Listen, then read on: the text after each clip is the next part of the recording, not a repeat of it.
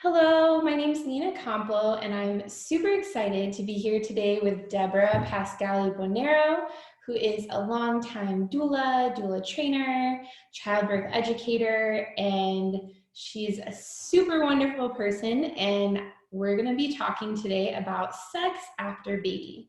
So, Debra, I would love for you to share a little bit about how you got into this work. I know you've been working supporting families and doulas for quite a while now, so I'd love to hear a little bit about that.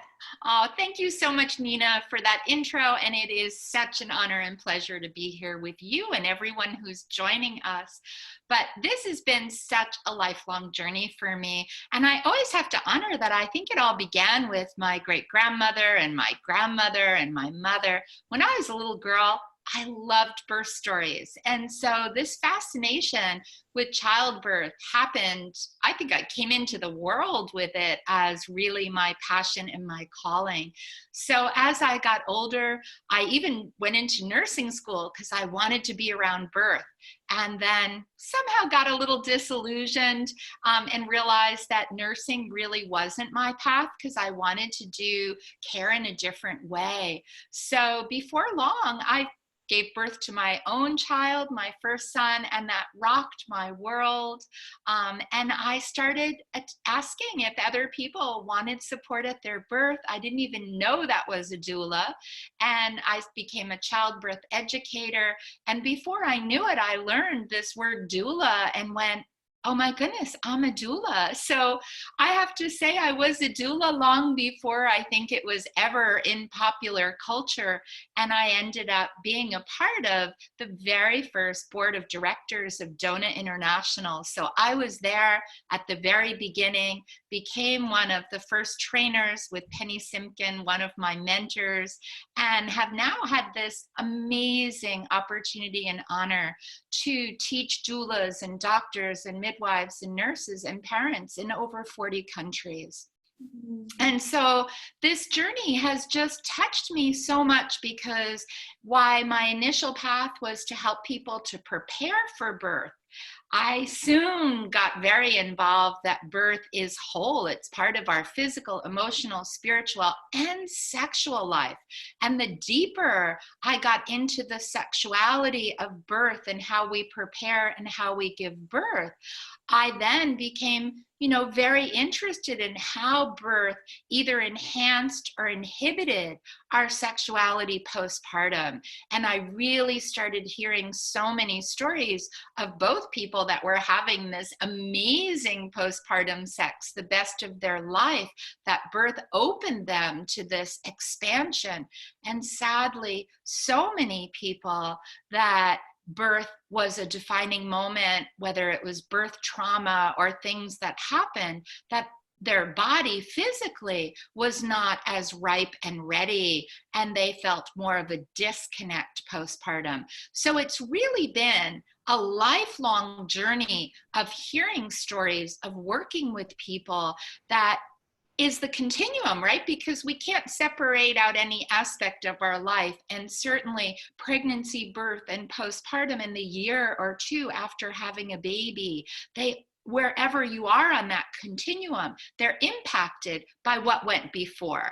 So that was a long story to say, this has been my lifelong passion. It's been something that I feel honored and blessed to hold so many stories that now I can open up in my new book the stories I've collected and a lot of the wisdom that I've learned from so many of my mentors and people that have gone before me. Great. And could you share a little bit more about how you started to notice that gap in either preparation for intimacy after birth or just noticing where people were at in that postpartum time? Like, how did that really come to your awareness? So as a childbirth educator, I not only guide people through kind of the journey, pregnancy and birth, but I love to have them back to share their birth stories. And for me, I always have to smile because I tell the people in my class, the best class they're ever going to have is not the one I'm going to teach. It's going to be everybody coming back that night to share their stories, because it makes it so real. And they come back with their babes in their arms, and they're seeing what parenting is like and breastfeeding, and they're hearing a variety of stories. And it was in those stories again and again that I started hearing and seeing the couples that really had connection, and where the birth had created disconnection, sometimes for the woman herself to her body, or birth trauma and that. And as I was seeing that over the years in so many different relationships, I started also asking them that, how is it going? I felt like I had this unique relationship with them to continue to support them. And what I started noticing was the growing number of people that really did feel a disconnect. People who would immediately come to tears that they hadn't been intimate with their partner in any way in significant amounts of time after having a baby, and how difficult that was for themselves and how difficult that was for their relationship. And then the ripple out, it affects your parenting when you're not feeling supported or satisfied. So the more I listened to the families coming back to share their birth stories and then could hear these gaps, the more I thought, why aren't we talking about this as a society? Because I equally heard the people that had amazing intimacy. And I thought, okay, this is a time that wherever you are, it's normal. And how can we share the tips from the one group that's getting this great connection and that's filling them up with the people that are lacking it? And we just need to get talking about it. All right. So yeah, so what on like maybe a really basic level, what do you think that we can do differently as parents preparing for birth, and also as caregivers who are working with expecting couples to help them prepare for approaching intimacy after birth?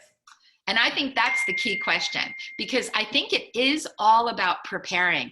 And I think that when I kind of call it, we've sterilized birth. We've made it this very medicalized physical event, and we've sterilized or stripped away the emotions, the spirituality, and the sexuality. And when you do that, you leave an opportunity, one, not to reach the heights that I know can be pleasure and orgasmic birth, but you also strip away the opportunity for people to really experience birth in the fullest way. And that's what opens up this path postpartum as well. So I think that, one, everybody who's pregnant really should take the time. I used to say this and lightly, but I mean it so much today, that we take more time in the effort we do to buy technology, to buy a cell phone, to buy a computer, whatever it is that we buy from a technological perspective. And so many people today are putting 4 hours into birth prep, or putting, one day or one weekend. And that just doesn't cut it. Preparing for birth, the most life-changing event of your life, really takes an effort, and it takes an opportunity to find the person that can guide you, whether that is your midwife, your doula, your educator, people that have information. So that is the flip side of your question. What can caregivers and educators do is help to provide information in more accessible ways, to be able to make it really readily available and safe. Because when we open up sexuality and we talk about it in pregnancy, we have to honor the number of people that are survivors of sexual abuse, of past emotional and physical trauma. The Me Too movement is helping us know that our numbers are way underreported, and that every person that's a survivor deserves to have incredible incredible respect and dignity, and pregnancy is an opportunity to go deeper or to begin healing depending on where you are. And even of the many people that are not survivors, I find that many women have not fully explored their sexuality. So pregnancy is a time, again, for the caregivers that have the knowledge, that feel safe and can present it in an accessible, safe way, to be talking about this and guiding people to open up. You know, everyone has this opportunity. Sexuality, as you know so well, is such an essential aspect of who every one of us is as a human. And so pregnancy is this time to heal it, to embrace it, to expand it, to bring it to birth. And that investment will pay off in the entire rest of your life. And as we know, birth is a day we never forget. And when we give birth in our power, another saying I love to say is that there's power in birth, and it's up to you to either claim it or give it away. And when you understand that that power is your sexual power, is your creative energy, is your emotional well-being, there's a lot at stake, and we all, providers and pregnant people, need to really make that investment. So when women and couples are feeling really empowered in their sexuality, going into birth and going into the postpartum experience, could you just share a little bit about like what is possible? What is possible for women themselves and couples, and for our parenting? Like, yeah, what can it look like when that's really vibrant and alive? And healed and open. Yeah. So I think that was really what I loved in writing the book, right? Because I wanted to show that there is a path to get there. And when you can feel good in your body, right? And that's a whole nother topic, right? Body image for many women can be a difficult thing. So, you know, we open up our sexuality in birth to start appreciating our body for what it is, this body that grows a baby, that births a baby, whatever your body looks like. So many people heal body shame by birthing and saying, oh my goodness, how could I feel bad about a body that just did this amazing thing? And when we feel at home in our body fully, when we also feel really connected to our partner, and I love people's words that say, you know, I was really shy about certain things, but when my partner saw me in birth, when they heard me make those sounds, when I just opened up and let it roar, how could I feel shy about anything in sex anymore? So in the book, I love the great stories of women who share these moments of like, I just really owned my body and my sexuality. I felt comfortable touching myself. I felt comfortable telling my partner what I like, where before I was shy. And some people, sadly, the pleasure's all been about providing pleasure to their partner before. And not that that isn't a healthy part of a relationship, but they weren't equally wanting pleasure back. And after birth, when you break those barriers down, women started sharing, and you'll hear these stories. And as they would come in, I would just smile, you know, because I've heard them in person, but getting them in writing to share that they found different types of orgasms, that they realized that there's more than a clitoral orgasm, that they started really understanding their vagina, their labia, their entire erogenous zones, that they started exploring G-spot orgasms, that women learned that they could ejaculate as well. So I think that when we really come home to our body and we're no longer have shame or shyness, we now start opening up.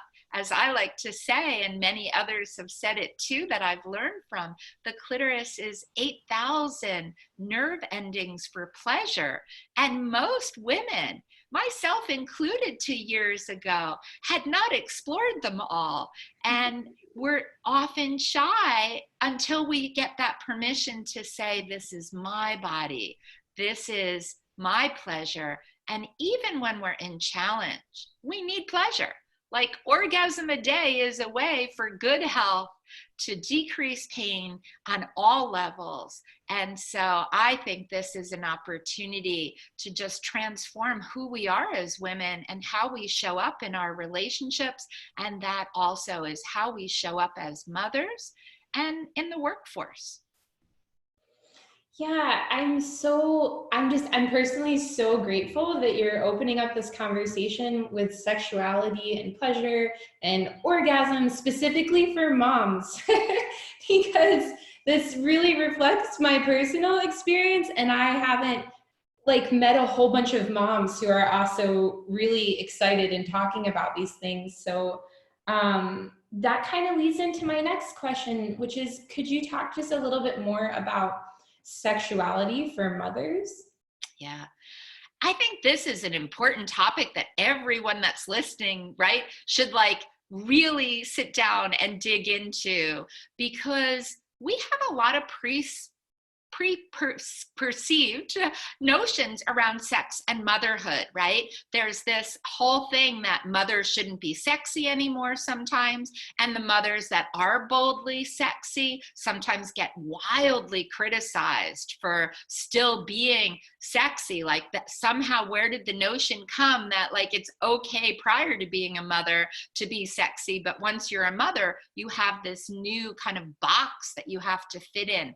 And I think that for some people it's been religion, for some it's been culture, some of it has been media. There are many different ways that we've taken in messages. And so I think everyone that's listening needs to just say, what are the messages you've taken in? Where did they come from? Do they serve you or not? And how can you transform them if what you desire is to transform them? If you've been blessed to have healthy images of sexuality, then by all means, you are really the rare few. And like you said, we're not talking about motherhood and sexuality. And part of that is because we have this box we've been put in. So I do think it's time that we have to break those barriers down. And there are some people, you and I are, breaking that down today. I think we have to talk. The subheader of our book, right, is let's talk about what no one's talking about, because when we don't talk about it, we almost acknowledge it as shameful or something to be hidden. When we talk about it, we say, okay, it doesn't matter how you feel about it. All of it's healthy and normal. What's not normal is not to talk about it. Let's bring it into the open, shine a light on it, and then each person can redefine for themselves how they feel about sexuality and motherhood. And I hope you're going to join me. I think we all should be sexy mamas. I think sex is just essential, and there should be pride in being sexy and being a mother. Yay! Yes. So, could you tell us a little bit more about your new book, Sex After Baby, and what people are going to get when they check that out? Well, I'm so excited because, again, I have to say it's really everybody sharing. This is a collective book of wisdom. I always honor that I'm standing on the shoulders of the so many wise teachers who taught me and mentors. So it's really bringing together this collective wisdom that I've gathered from around the world. We have voices from many different countries there. And what I did in putting it together is said, what are the steps that I really saw in the people that were rocking their sexuality, and what were the steps that those that needed assistance could take to kind of build there. So I put together 9 steps that I saw again and again and again in all my years of wisdom. And of course, a lot of it starts with the things we're talking about. What are your beliefs and values around motherhood and sexuality? Because first you have to see what the foundation is you have and either stand upon it or rebuild it. So we have to look at our beliefs and values. We have to look at our birth story. And I hope for people that are pregnant, this book is going to rock their world to see how much birth matters. So put more effort into education. But for those that have already given birth, to really take in your story. If it's been the story you hoped for and it's pleasurable and positive, and I hope orgasmic, then breathe it in and celebrate it. But if birth has asked of you more than you thought, if birth took a different path.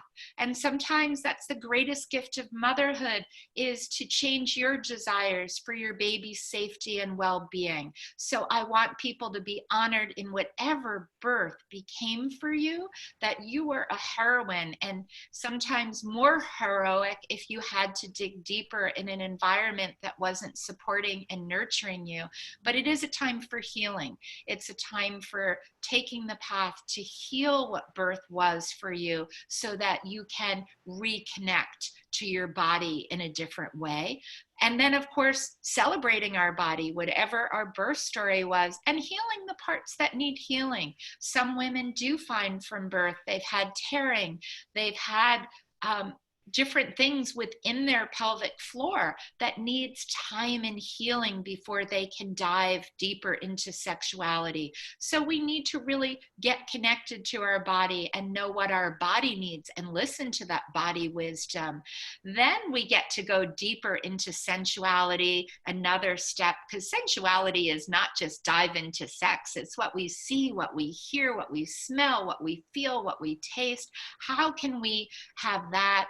Communication is a step, because what we say, I always say foreplay for me begins usually in the kitchen. It's like a good meal. It's the little words that are said during the day. It's the support that our partners give us and how we communicate. So we're really breaking it down into 9 simple, actionable steps. And then we get to the juicy sex and the different types of orgasms and a lot of resources along the way, so that at any step, if there's a place that you need to go deeper, if there's a place that you need more information, more healing, more expansion, more pleasure, then I hope that the book is providing you with the tools and the resources and guiding you to other ways that you can expand on any of these simple.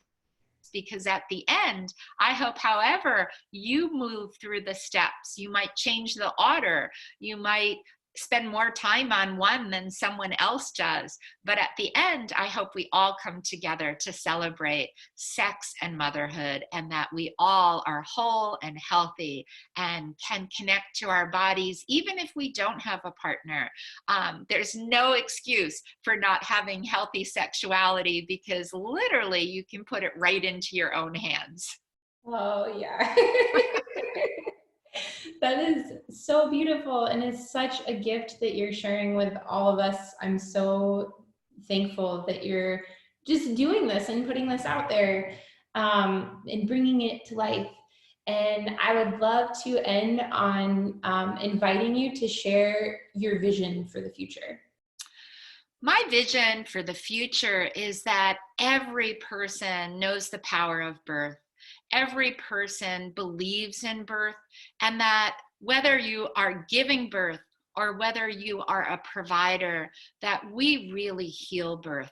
We've done an experiment with the best intentions of making birth so over medicalized, but we now know from science and from our hearts that this has been the wrong path. Yes, we need technology when we need it for a small percentage, but even then it can be done with love. So my vision is that we heal birth, that every person that's pregnant invests in themselves, believes in themselves, and doesn't just turn their body and their power over to someone else, but really gets the education, the support, someone to journey with you and help you to heal and take on every piece, because I believe it's every person's birthright to have a pleasurable orgasmic birth, and then to bring that into healthy sexuality, that every person, especially women, start really embracing your sexuality and use it as a tool to open to creative energy that you were designed to bring into the world, to yourself, to your family, to your community,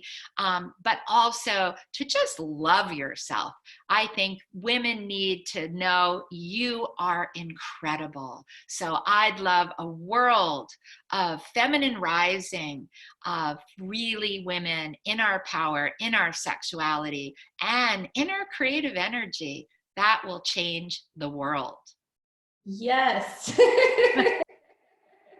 Yes, absolutely. Oh my gosh, I'm so excited to share this. Thank you so much, Deborah. It was such a pleasure speaking with you today. Oh, such an amazing pleasure. Thank you so much, Nena. And I look forward to hearing from everyone who's listening. I can't wait to hear where you are on that path, and hope that wherever you are, you will come to full pleasure. Yay, thank you. Thank you.